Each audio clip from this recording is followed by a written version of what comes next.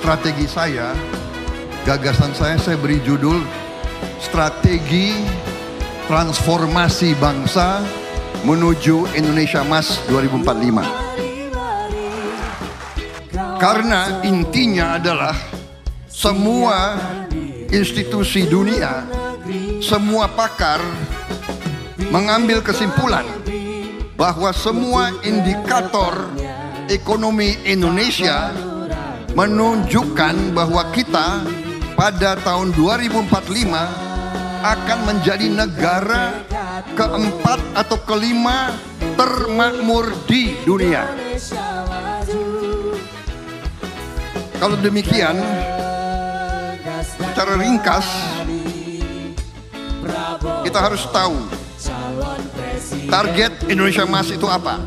Kalau kita bicara target Indonesia Emas, apa yang kita maksud? Yang kita maksud produksi nasional kita, produksi domestik bruto, apa yang disebut PDB kita, yang sekarang atau 2022 itu 1,3 triliun US dollar. Ya. Tahun ini 23 saya baru dapat laporan kita sudah mencapai 1,4 triliun. Target kita tahun 2045 adalah 9,8 triliun. Berapa kali lipat? Kemudian ranking kita sekarang 16 besar, kita menuju 5 besar. Income kita, penerimaan kita adalah 4.580, kita menuju 30.000 dolar Amerika per kapita. Saudara-saudara, untuk menjadi negara yang lompat, menjadi negara makmur, kita tidak mau jadi negara middle income.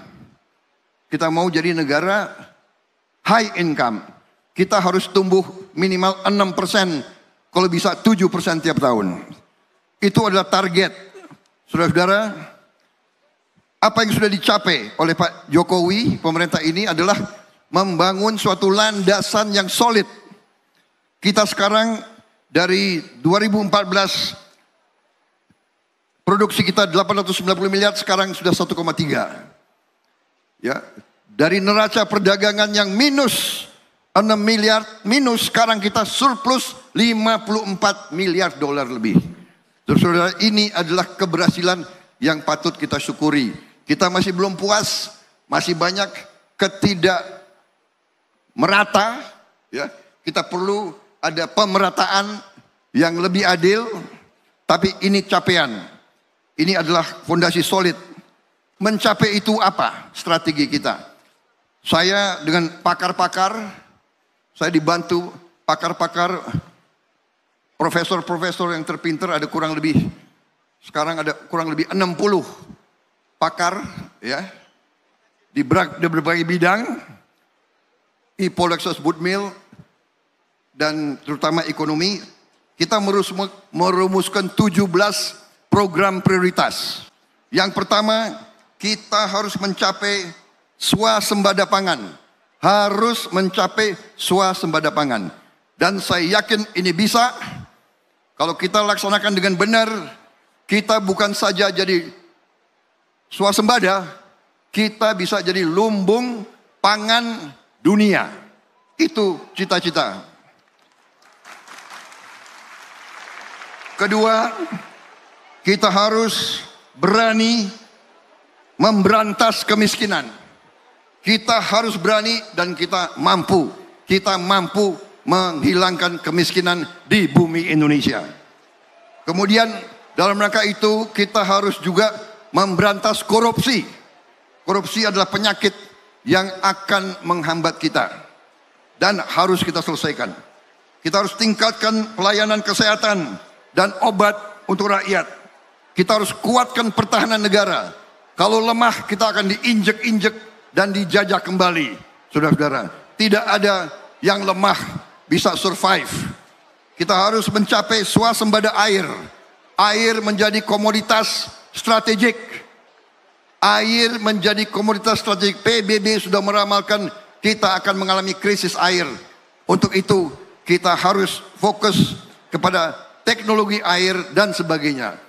Saya Kementerian Pertahanan, ada Universitas Pertahanan di bawah pembinaan saya.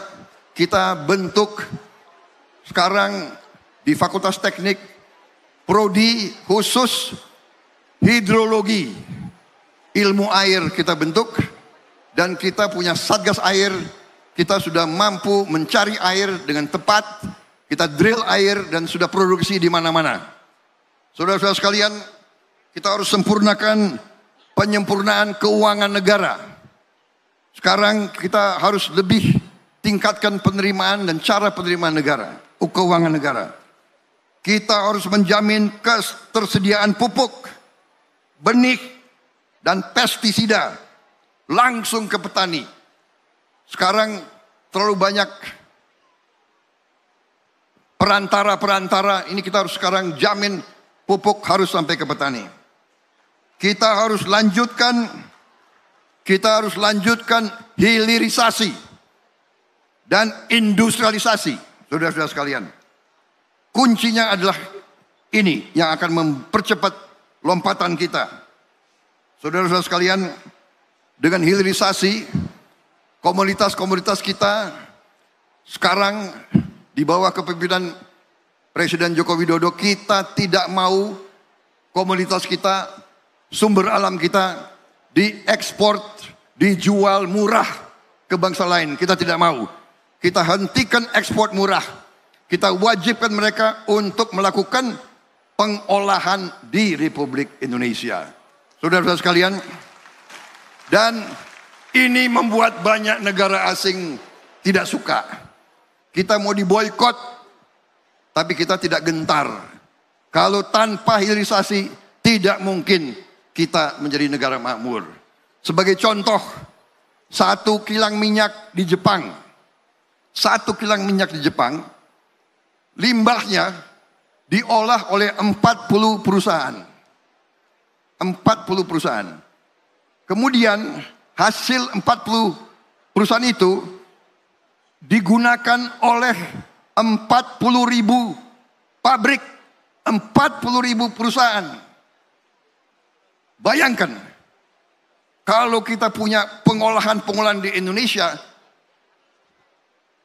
nikel, smelter di Indonesia, boksit, semua smelter di Indonesia, semuanya, kita bisa bayangkan berapa ratus ribu pabrik, berapa ratus ribu perusahaan akan dibuat di Indonesia.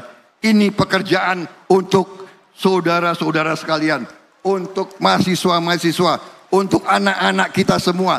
Kita tidak mau anak-anak kita hanya mendapat pekerjaan dengan upah rendah, kita tidak mau. Kita ingin menjadi negara yang maju, saudara-saudara sekalian. Rumah murah untuk masyarakat desa dan nelayan membutuhkan. Pemberantasan narkoba, melanjutkan pemerataan ekonomi, penguatan UMKM, pembangunan IKN sebagai pemerataan, reformasi politik, hukum dan birokrasi, menjamin pelestarian lingkungan hidup,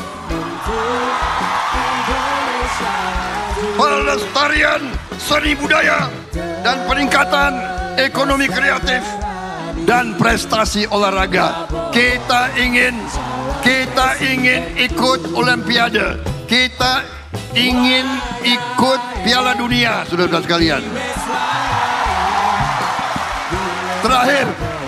Terakhir, 8 program hasil cepat, membangun sekolah-sekolah unggul terintegrasi di setiap kabupaten, mencetak, memproduksi lumbung pangan, melanjutkan program Kartu Indonesia Sehat, Kartu Indonesia Pintar, Kartu Sembako, Kartu Prakerja, program Keluarga Harapan,